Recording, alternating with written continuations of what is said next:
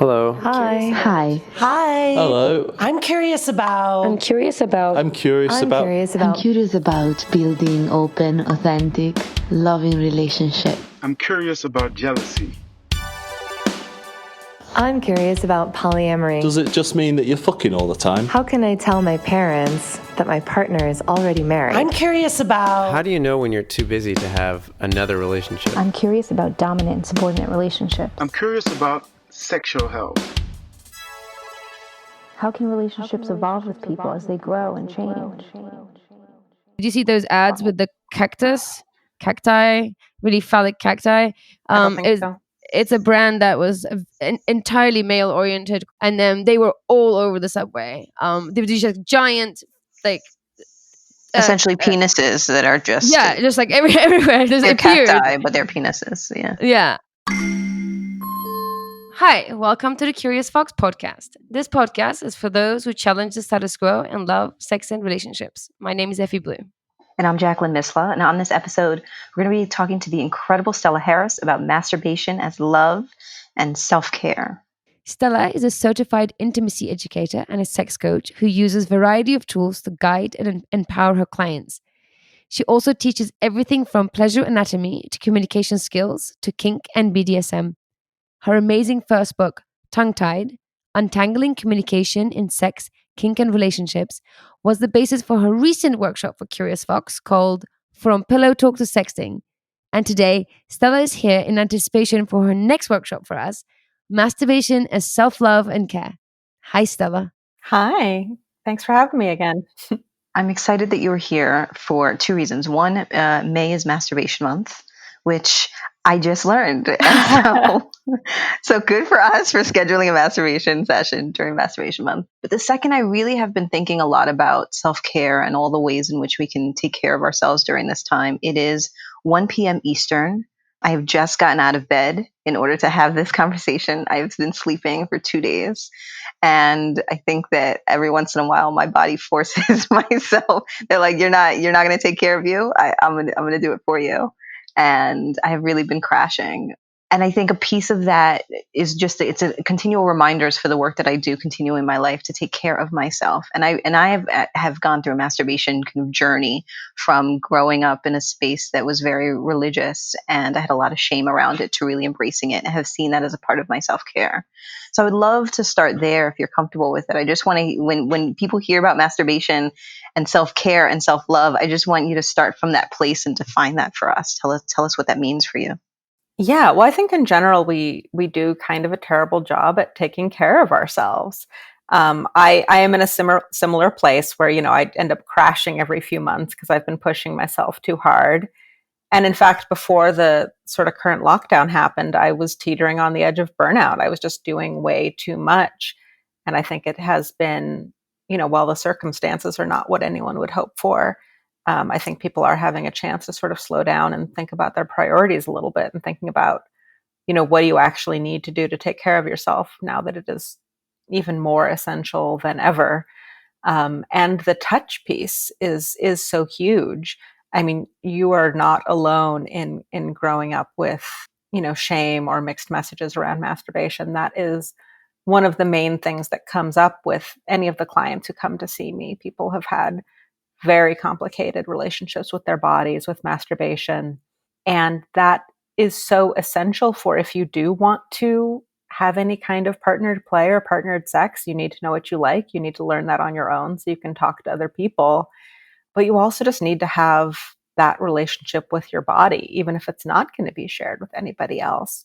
And I think especially right now, while a lot of people are suffering from a lack of touch and a lack of intimacy. And I think it's important to realize how much of that you can provide for yourself. Some of the same effects, some of the happy brain chemicals that we get from snuggling with other people, we can actually generate for ourselves. And our bodies actually don't always differentiate where a touch is coming from.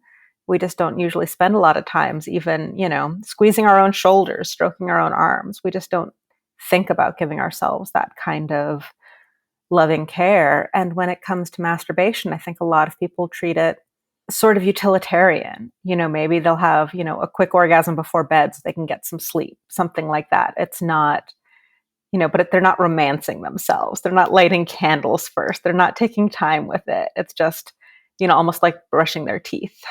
Mm-hmm. I love that idea of romancing yourself. Love thyself, romance thyself. I think it's definitely something to think about, because we don't think about it in that way.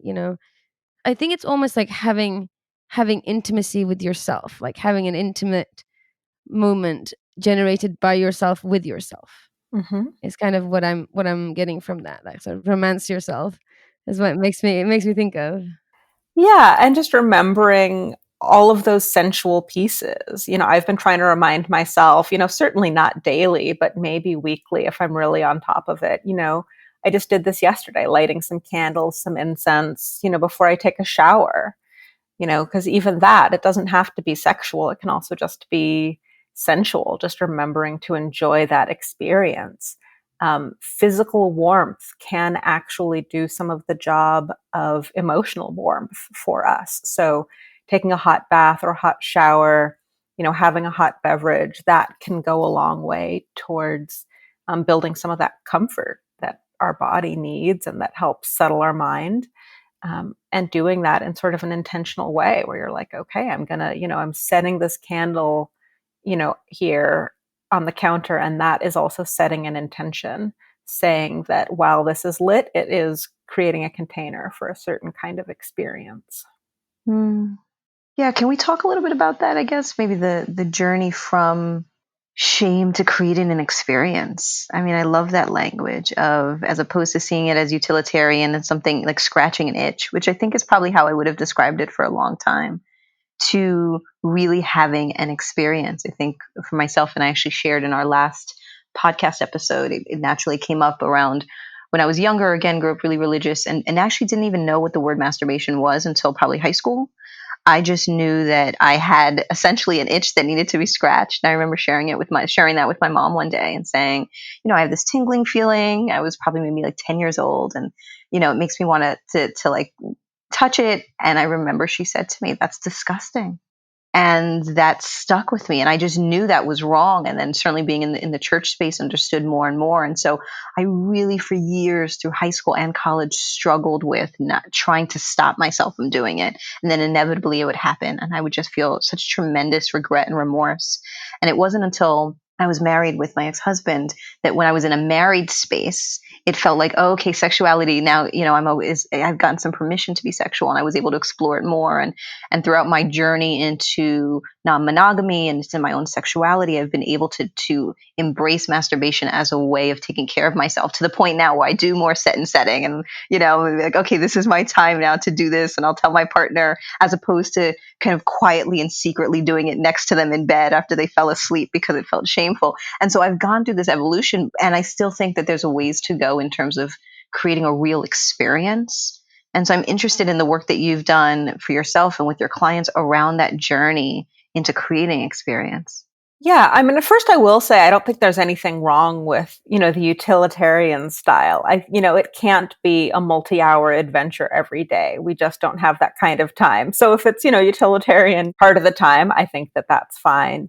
But I do think that creating the spirit experience can be valuable. And, I'm definitely guilty of being kind of lazy about this a lot of the time, even for myself. And I have to remember sometimes to take better care of myself. When it comes to doing this for myself or sort of building this with clients, I frame it with clients often, depending where they're coming from and what they're open to. But when I have people who are open to a little bit of woo, I like to frame it as sort of building a personal ritual, and starting with sort of each of the elements or each of the senses. So thinking about something like lighting. Does this feel like something you want to do at night and in the dark, or, maybe with a couple of candles? Or does it feel like something where you want to do it when the sun is streaming through the window, and maybe where you can lay an array of sunshine and sort of connect with, nature or the outdoors in that way? Do you want the window open so you're feeling a breeze? Or do you want the curtains shut and like having a cozy space? So just sort of moving through one element at a time. What temperature do I want the room to be? What do I want the lighting to be? Do you want to be cuddled up under covers, or do you want to be completely exposed to the air? Do you want to see yourself, or do you want it to be a little more hidden? And thinking about the tools that you're going to use. Obviously, as a sex educator, I am completely in favor of sex toys. They're tools. That's what we have them for. And also, I think it's nice to explore your body with your hands sometimes. I think it can be nice to be able to do a combination. When people are using toys, I've worked with clients about treating those like ritual objects. It's especially nice with toys that can be washed, so something that you can get wet. One of my favorite toys is made of stainless steel, so that you can put that through a lot. So how would you treat that as a ritual object? Do you store it in a particular way? Do you have a nice silk cloth that you wrap it in before it gets put away in the nightstand? What do you do for it when you pull it out? What about when you're going to wash it after use? Like, is that something that you could ritualize? The way that it's being washed.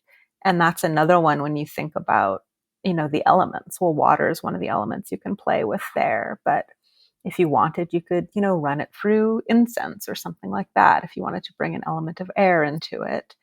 And then again, the sensations that you bring into it, if you're, wrapping it in something special, putting it away somewhere special.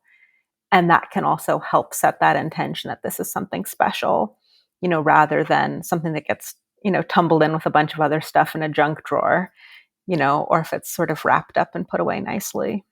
Yeah, the precious toy that lives in your bedside table.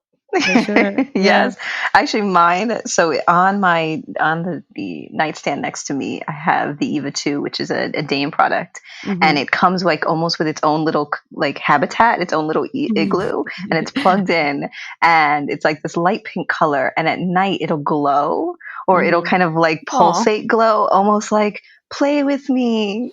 I'm right here. Like enticing you. It is, and it's so like lovely, and just the texture of it is beautiful, and the shape of it, and it really does feel like that's where it lives, and we communicate with each other, and like when I take it out, it's special. It's a great product, and so it made me really think about that, exactly what you said, like, oh, there is ritual around that for me. I hadn't even thought about that. Yeah, and that particular product is something that you kind of like. I like it. It looks nothing like nothing like anything that I've seen before. It has like a body and these two arms that come out down the side, right? That's the one that you're talking about. Yeah, exactly. I'm kind of I'm showing it out via our Zoom call. It is like a body with like two almost like extended arms, almost like a hug. Exactly. And it kind of does this thing where it kind of like fits inside you, and then like wraps under your labias, so it's like hugging your vulva. Yeah, exactly. And it just vibrates from that very particular place, and I think there's even ritual in the way that you kind of have to position it, because you kind of position it and it's hands free, so you can like put it in place, do its thing, and then you can like feel your body while it's like working. You don't have to hold on to it with one hand, which I like, because what Stella was saying, because like a touch is a big part of it, and I think sometimes the part that I struggle with when I masturbate, honestly, first and foremost, I like my hand. Since we're getting into it, I'll share. Like I like my hand, and that's always my favorite. And then if I want something different, I'll go for toys. But if I want to hang out and spend time with myself, I'm almost always with my hands. But the point is that you end up using one on to masturbate, and then you only have one left to like feel around. With something like that, you can just like use both hands to feel around, which is kind of nice. Yeah, and you can use it with a partner, which is also really cool. And I think that's also what's interesting to me about talking about masturbation is thinking about mutual masturbation or watching your partner. And what's interesting to me is it takes some time to get to that place. You can have sex with someone for a long period of time, and still they may not feel comfortable masturbating in front of you, or you in front of them. And that, I think, is so fascinating, that there is still an element of privacy that relates to self-touch, that even sometimes there feels some caution or shyness around sharing that with a partner. Yeah, I've worked with a lot of clients that aren't ready to do that with somebody else, because that's often one of the first things I suggest is, show your partner how you like to be touched, touch yourself in front of them. And a lot of people aren't ready for that.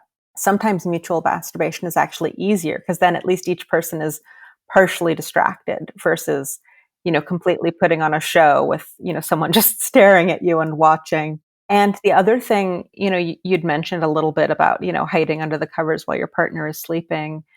That's something else. I have had clients. I've even had this asked when I'm speaking in college classes. I've had college students ask if I would consider masturbation cheating, which was such an interesting question because it would not have occurred to me because I think, your relationship with yourself is so essential.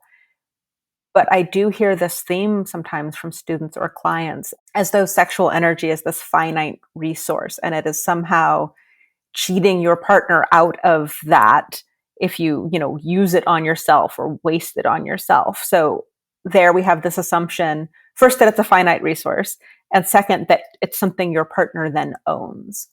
So whether or not your partner owns it, I think that is problematic, but also I'm going to say everyone gets to make their own choices about how they regulate their sexuality. But at least the piece about it being a finite resource we know is not true. It's more like a muscle that we can exercise. So the more often we experience arousal, the more often we experience pleasure, the more able we are to do that. So masturbating more is actually more likely to increase our interest in partnered sex or in sexual activity with other people. So there's nothing that is being wasted. We're not going to run out of sexual energy if we use it up on ourselves.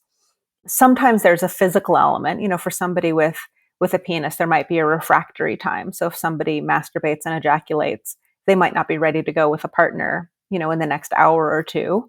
For some folks, especially later in life, sometimes maybe not even that day, but that can also help us reframe what we mean by sexuality, because that's sort of assuming that either penetration or ejaculation or orgasm are the only kinds of sexual adventures with other people that matter. So the way we're talking about touch with ourselves, it can also be a reminder that kind of touch with other people is a completely valid sexual experience. It doesn't have to contain these particular elements. It's interesting. I asked this question, similar question, when I'm talking about non-monogamy. Actually, mostly when I'm talking about monogamy, and I do ask the question just to get people to sort of think about it. Is is masturbation cheating? Is sexting cheating? Is looking at somebody that you fancy with a particular eye, objectifying them, maybe, is that cheating? To get people to kind of realize even monogamy isn't as clear cut as you imagine, that the edges, there are these like parts that are open to interpretation, and coming to it from that place to design something is where I talk about. But the fact that there are definitely people who think masturbation, I work with people who think masturbation is cheating. It's interesting the way you put it. I think what I have heard more, that it was not that it was cheating, but they were hurt that they were excluded from their partner's sexuality, not necessarily as an ownership thing, but they felt it was like they were left out. And I think that's another maybe reason why it's harder for people to sort of think about their partners masturbating sometimes. Yeah, I've had that with when I'm working with half of a couple, heard sort of kind of jealousy. Like, I've had someone who said like, oh, I know if my partner like goes and takes a shower and masturbates, and they're jealous and they feel left out. And I think that can come from a few places. I think sometimes it does come from that fear of scarcity. I more often hear that when people aren't also getting their needs met. Like, I never hear that from people who are having tons of sex and are having as much sex as they would like. I hear that from people who want to be having more sex and then feel hurt or threatened in some way if their partner is masturbating when they're not having sex. And it is important to note that those things can come from different places. Mm-hmm. It fills different needs. Masturbation and partnered sex can fill different needs. And so again, it is not sort of, there's this like finite pie of sexuality and you're deciding where it goes. But people are often in the mood to masturbate when they're not in the mood for partnered sex, and vice versa. I also work with tons of people who really enjoy partnered sex and are kind of not that interested in masturbation. The stuff that they're getting from partnered sex is difficult for them to replicate. So they're not necessarily interchangeable in that way. And I think too, when people live together, that can be something tricky to negotiate, especially if people, they live together, they share a bedroom, especially if it's a small space. It can be tricky to negotiate time alone, especially right now. Folks aren't, going to work, they're not going out to see their friends, and you never get alone time. It can be really important to negotiate those boundaries, to explicitly say, like, you need to sit in the living room with headphones on and watch a movie because I'm going to go in the bedroom and masturbate for the next 2 hours. And that's a trade, that everybody gets that time. Like, okay, Tuesday night is my night, Thursday night is your night, and making sure that people still get that time. Mm-hmm. Yes, to all of that. I think interesting. So Jackie and I have this conversation every now and then. It comes up about her experience with masturbation and my experience with masturbation.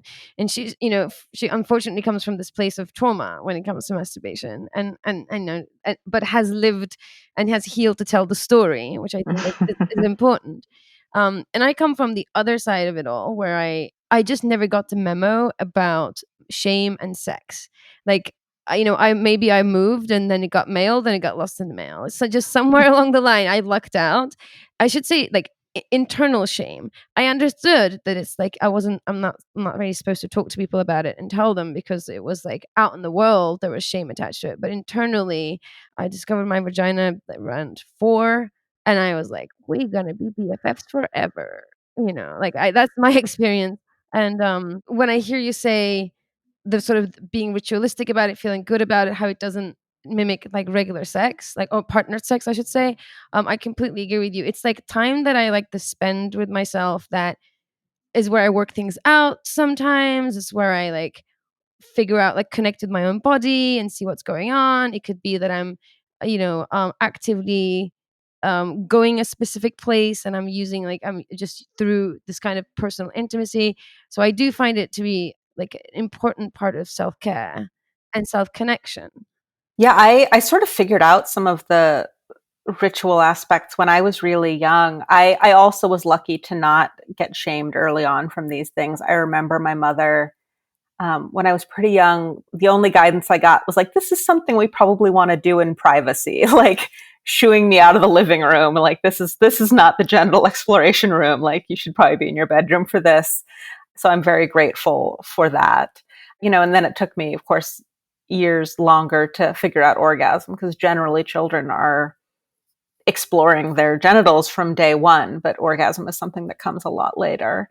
And I remember when I was first had figured out orgasm, making it something that was almost ritualistic. I remember that every time I orgasmed, I would make a wish, and this is at like 13. Like, I had my like early teen version of sex magic that I was making up for myself.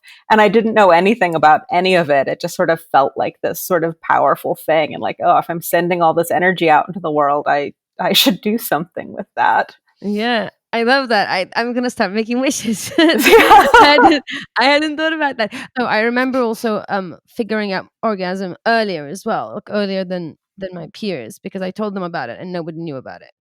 And then I was like, oh, okay, this is a thing that my body can do.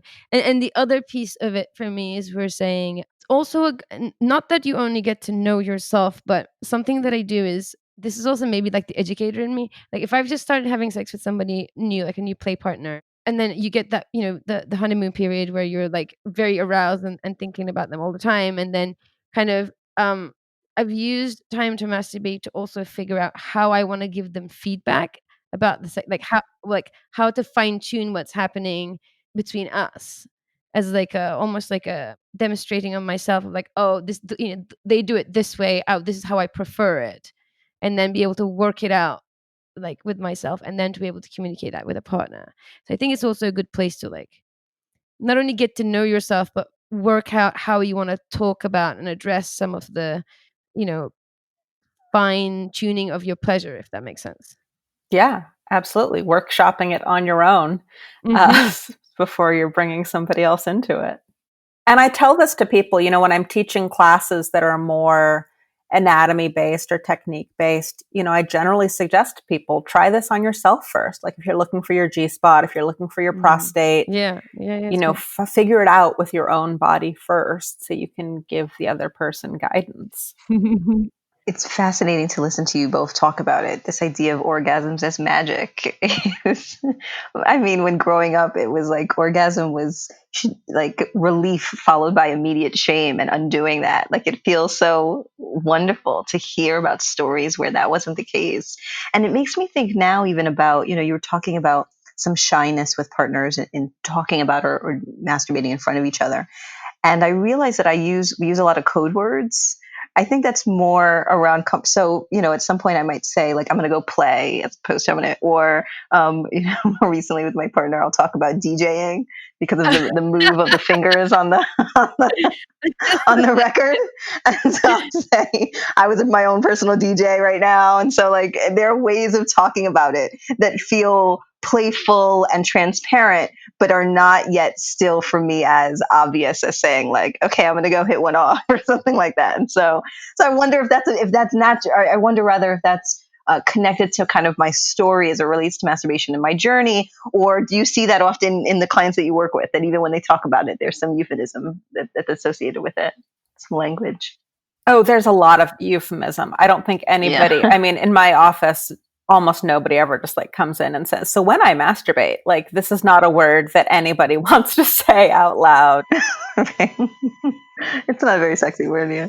And I think it's been made ugly by experiences like you were talking about. It is either actively shamed or it's the butt of jokes, right? We treat masturbation like it is, the crummy consolation prize if you can't, get somebody to come home with you.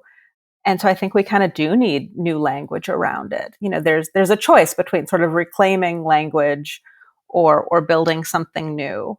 And I think that masturbation does have so many connotations now that turn people off, that talking about like self-love and self-care, I think that can be a valuable reframing and transformation. And I think it's valuable because, again, masturbation does, it implies genital touch to completion, to orgasm. And I think what I'm hoping to encourage people to do is more than just that. You could engage in self-love and care and never touch your genitals. Like if you are taking a bath, with candles lit and, you're running body oil over every inch of your skin, like that is incredibly sensual and is an act of self-love. But it doesn't have to incorporate your genitals, or if it does, it doesn't have to have orgasm as a goal. Because I think part of what I would love for people to do is explore the sort of pleasure potential of every part of their body. We think of these very limited erogenous zones, but there isn't a single part of your body that can't be touched in a way that feels good. So finding all of that, again, can be something that you spend more time on or ritualize or turn into a process. But we need more expansive language for that, because it's not, like you said, just sort of like, oh, I'm just going to go like bang one off, that, which again is fine. Sometimes it is scratching an itch, and that's fine. I mean, goodness knows I usually want to have an orgasm before I go to sleep at night.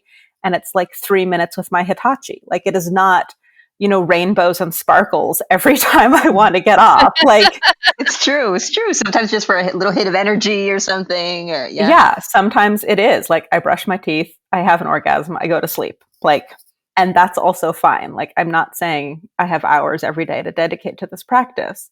As I'm listening to you talk about it, it just made me realize that we say pretty much all this stuff about sex also. Mm-hmm. Like having a quickie on your kitchen counter, or having an all night, all morning, experience, immersive experience. We just say make sure that you're getting all of that, and then it's working for you. I think it's a similar experience to masturbation. It's okay to like knock one out. It's funny how we all say it differently. I definitely have some like the British words I use as well, like wank. You guys don't? Do you say wank? No. Yeah, I don't say it personally, but I do miss that word, having a wank. Really, it feels phallic. It is. Wank. It's Yes. probably phallic. Yeah, having a wank. But I think it's also like reclaimed for because it's like, why does it have to be phallic? So it has been reclaimed. But it's kind of again also I think is an ugly word for a beautiful experience. I Can we talk about that for a minute? A little bit of the beautiful experience versus the ugly experience. And I'm interested into whether or not you believe that masturbation at any point could be unhealthy. So let me ask that question first, because there's a specific scenario that I have been through that I'm also curious about. But I'm wondering for you if it ever is unhealthy. I think any behavior can at some point become unhealthy. Like there's anything can become compulsive in some way. Generally if people come to me and they are worried, oh, I'm masturbating too much, I ask, what does that mean? Like, is it getting in the way of your day? Are you not able to make it through a work day because you're taking multiple breaks to masturbate? Or are you masturbating to the point that, is your skin raw? Are you harmed in some way? And, 99% of the time they think it is too much or problematic because of cultural messages. And it is pretty darn rare that it is actually disrupting somebody's life. But anything, we can use any behavior in a way that becomes an unhealthy coping mechanism. And masturbation is just one of those behaviors that can be on that list. I just think that we treat it differently than all of the other behaviors because we treat sex differently.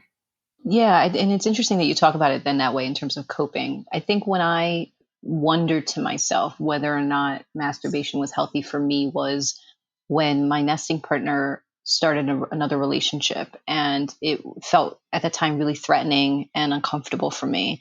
And anytime I would think about their relationship, I would immediately feel triggered and feel anxious.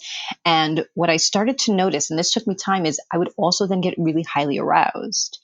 And in my mind, I translated that as like, oh, the idea of, my partner with someone else is sexy and does turn me on. And I wanted to lean into that.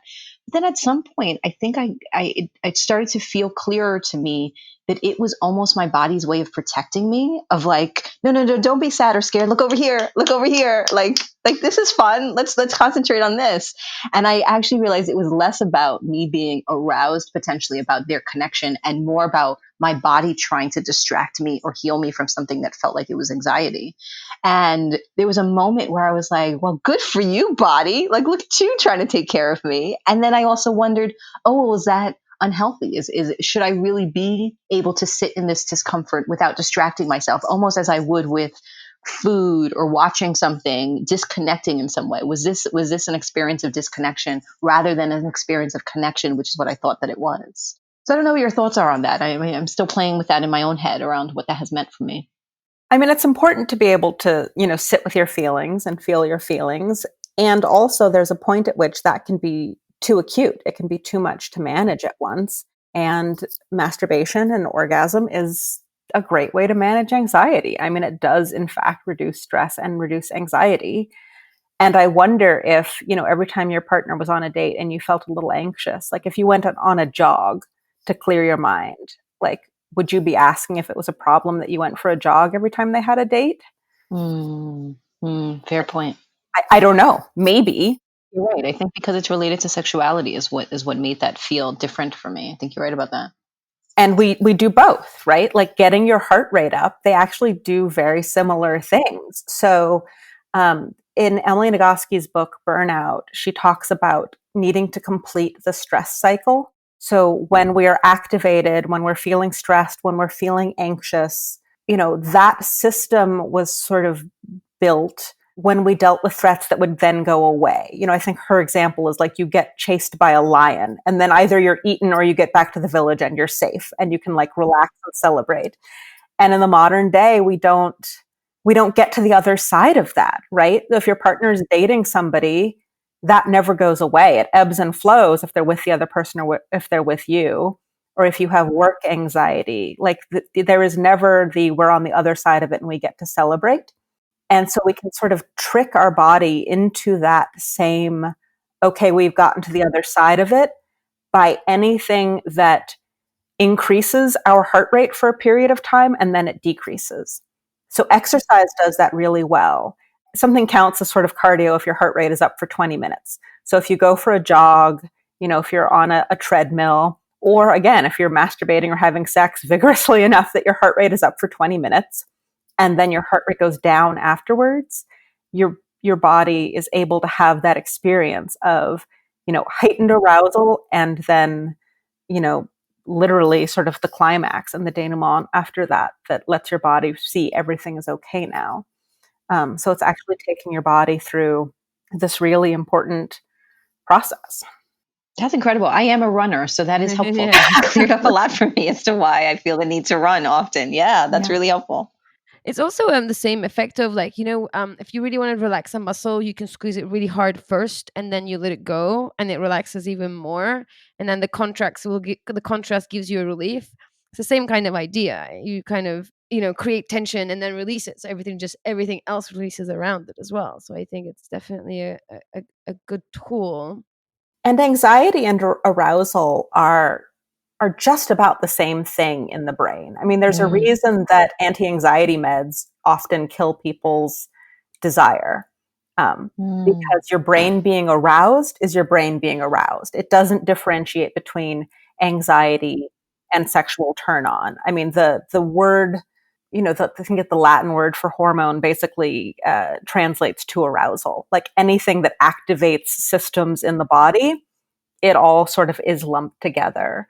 So anxiety and arousal are very close neighbors. And so I think that's also sort of another reason that could be tied together when you're feeling anxious about this situation. And I think being able to pivot that into arousal, both something that you can manage in a positive way, but also so you can sort of go through that arc.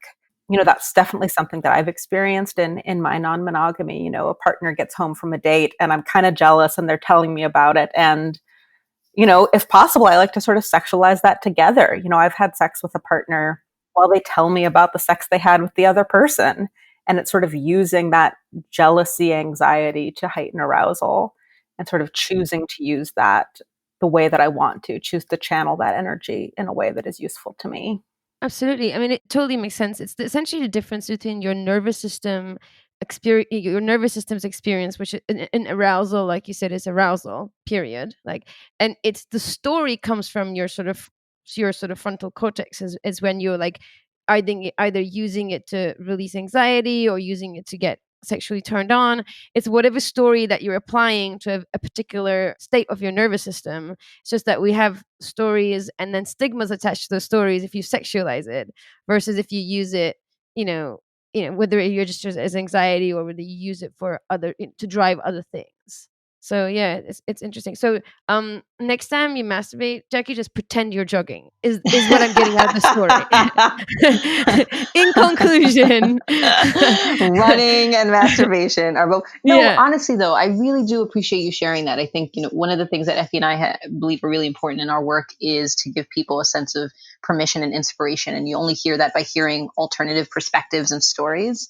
And I think I've had a particular narrative in my mind around this, certainly rooted in my experience of shame growing up. And I think hearing you describe it in that way, even physiologically, to say, we have to go through this arc, gives me more permission and inspiration to lean into that as opposed to feeling like that was something that was wrong.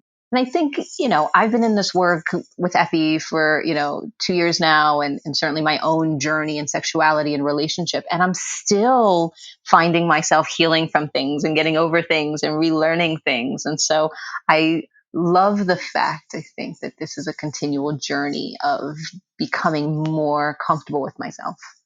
I mean, imagine how long did it take you to learn those negative stories? I mean, that sounds like that was It's true. a decade, 2 decades, 25 years at least. Yeah. Yeah. So why wouldn't it be a journey in reverse of another 25 years to, come completely to the other side of that, come to completely a place of where it is, magic and freedom. And, you're not going to unlearn 25 years of messages in 2 years. I mean, it sounds like you've come an incredibly far way, but if you think about that, how far you've come already, imagine where you could be in another 2 years, 4 years, 10 years. Yeah. I like it. I'll have to report back 2 years from now, me. I was going to say, I'm excited for this journey. So tell me a little bit about, particularly now we've referenced this, we're in social distancing time and people are either separated with or away from partners. And so I'm wondering if there are any particular tips or things that you have been sharing with folks? I think you've shared with us a number of them already today, but particularly during this time, either people who are on their own or people who are separated from partners, or maybe are not partnered, or folks are with partners, just ways in which they can continue to think about masturbation during this time of social distancing and isolation. I mean, I think the number one thing is remembering how much comfort you can provide to yourself. If you are social distancing such that you're living either entirely alone or you're living, not with people you exchange touch with, remembering how much of that need you can in fact meet for yourself, and doing your best to get, as many of those needs met on your own as you can. I think, again, it's not under circumstances I would have chosen, but I think in some ways it can be valuable that people can actually hopefully come out of this realizing how much of these needs they can meet for themselves. And when we're back to, dating and hookups and all of that, maybe there are times where you would, go home with somebody kind of like, I guess so, just because you want to, again, scratch that itch or get that need met. And now maybe folks will realize, like, actually, I can do a pretty darn good job by myself, and sort of can be more choosy about how needs are met. So I think it's important to realize how much of that you can do for yourself, and finding ways to, again, if you are missing somebody who is elsewhere, deciding whether or not that is something that you want to share. Like we talked a little bit about last time, do you want there to be, sexting or phone sex or video sex, or even just reporting back, if all of those things either feel technically challenging or just like too much multitasking, the next day you can tell someone like, hey, I, did this and that while I was thinking about you, or giving or exchanging assignments. But finding ways to share those moments with somebody if that feels like something that would be helpful and would build intimacy. Absolutely. Great tips. Great tips as usual. And the way that we don't think about one of the things like Jackie say, we do this podcast, and the work that we do is think about things like this, things like masturbation, how we can take care of ourselves, how do we make it happen in a sort of calm, no judgment space, and really think of like practical tips of like how we're going to make this happen. And I love that when we leave people with some tips they can take away and enjoy. So, Stella, before we wrap up, I want to ask you a broad question of what are you curious about these days? I mean, I think I am sort of moving into figuring out more of some of the spiritual spaces, some of the spiritual uses of pleasure, whether it includes orgasm or not. I often end up writing classes about things that I want to learn. I've sort of learned that like the next step for anything I want to learn is like, okay, well, I'm going to have to teach about it.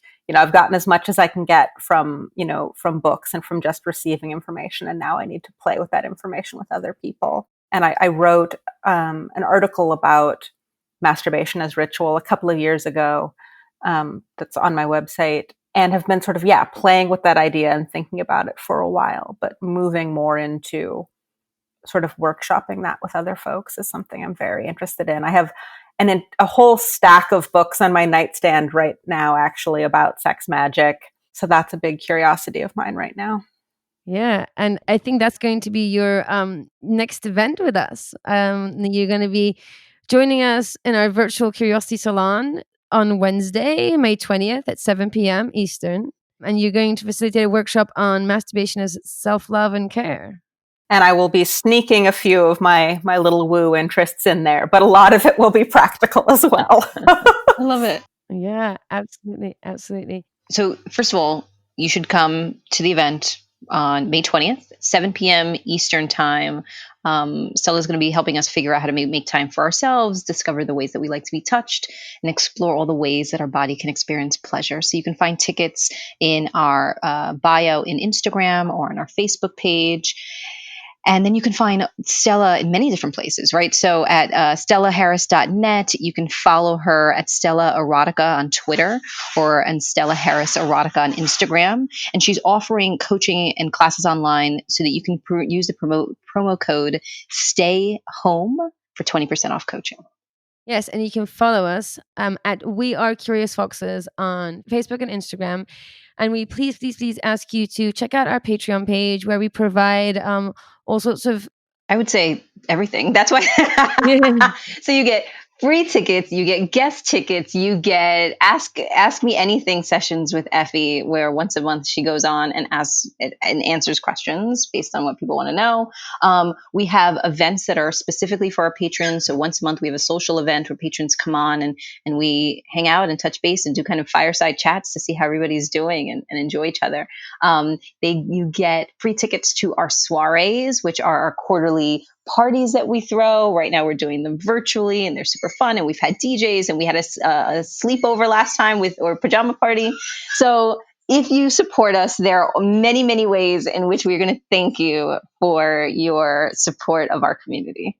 So you're going to find us in all those places. You're going to find us on Patreon. You're going to like, review, and share this podcast because it really does make a difference, particularly if Apple or Spotify change the noise, give people some permission and inspiration to see the world differently via this podcast.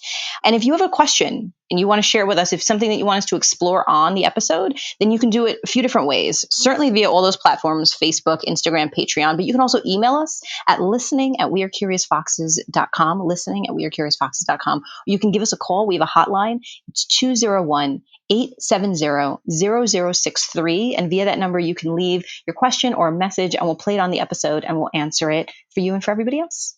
Yeah, and before we let you go, we want to tell you a little bit more about our favorite sex toy brand that we mentioned in the middle of the episode. If you're interested in adding a toy to your masturbation ritual, we thoroughly encourage you to check out our friends at Dame. Dame Products is a woman-founded company making toys for sex that close the pleasure gap. Developed and tested by real people with vulvas, the toys are engineered to bring your solo and coupled play to new heights. Our friends at Dame are making the world a happier place, one vagina at a time. And they are extending 15% off to our listeners. If you go to dameproducts.com/curiousfox, that's DAME products.com/curiousfox, you'll get 15% off your next favorite toy. Once again, that's DAMEPRODUCTS.com/curiousfox.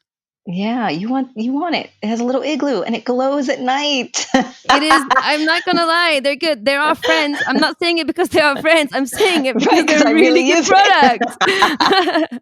All right. Yeah. Until next time, friends, stay curious. Stay curious. Curious Fox Podcast is not and will never be the final word on any topic. We solely aim to encourage curiosity and provide a space for exploration through connection and story. We encourage you to listen with an open and curious mind, and we'll look forward to your feedback. Stay curious, friends. Stay curious. Stay curious. Stay curious. Stay curious. Stay curious. Stay curious.